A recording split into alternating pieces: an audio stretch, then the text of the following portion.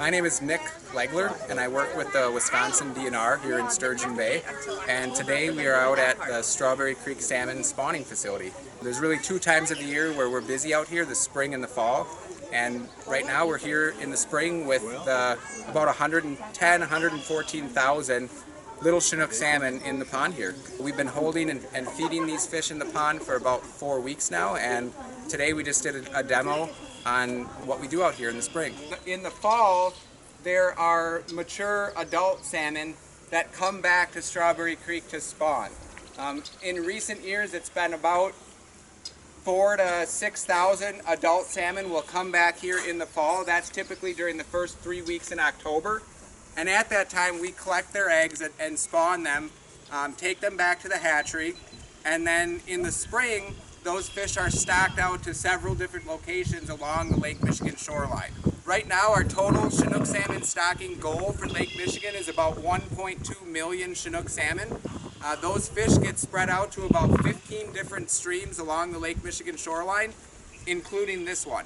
We stock about 110,000 Chinook salmon into the pond here, and the reason we stock a lot here is we want to make sure that we get enough fish coming back in the fall.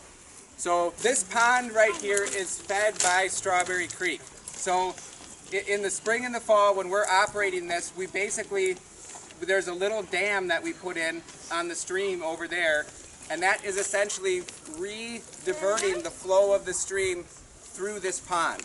So we block the stream over there, we open up the gate to let water into the pond, and now we've got the free-flowing stream going through the pond to feed these fish fresh water. These fish were stocked into this pond from the Wild Rose State Fish Hatchery about 4 weeks ago, and we're holding them in here to try to get them to imprint. So Pacific salmon, including Chinook salmon, they will actually recognize this stream. So the unique smells, the unique chemical signatures of this water, they will be able to recognize that as adults. We will release them. They will go out to Lake Michigan, and then as adults, they'll come back here to spawn. So this table here just kind of sets up the routine things that we do out at Strawberry Creek. We're coming out here twice a day, 7 days a week, to take care of these fish in the pond. And the main things that we do when we're out here, one is keeping these screens clean. So on each end of this pond, there's screens like this in the inflow and the outflow. That's obviously there to keep the fish in the pond, but we also have to clean them daily just to make sure that there's fresh water flowing through the pond to keep these fish alive. The other thing that we do daily is monitor the water temperature and the dissolved oxygen. So we want to make sure it doesn't get too warm in the pond. If it gets up to about 60 degrees, that's too warm. That tells us we have to let them go. This spring so far, it's been very cool. Within the past 2 days with this warm-up, we've gotten up to about 58 degrees. So we're getting close now where once we hit that 60-degree mark, we're going to let these fish go. To release the fish, there's a screen like this on the other end. We'll typically remove that screen, and then I'll take the fish off food. So I'll stop feeding them and basically try to entice them through hunger to leave the pond and go somewhere else. But normally they're so used to feeding that they don't want to leave. So after a day or two, we'll take this big net, this big seine, and we'll actually go in and push all of the fish out of the pond into the stream. And then it's basically the fish's natural instinct. So these fish are native to the Pacific Northwest. So early in their life, they live in freshwater.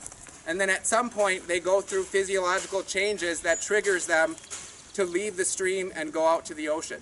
So when we release them, you know, they're, in our case, Lake Michigan, they're in freshwater the whole time.